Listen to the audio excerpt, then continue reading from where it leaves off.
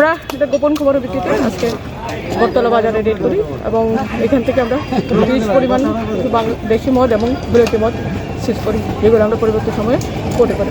কাউকে ডিটেইন করা হয়েছে না, এখন পর্যন্ত কাউকে আমরা ডিটেইন করতে পারি ঘরে কেউ পাইছিলেন না।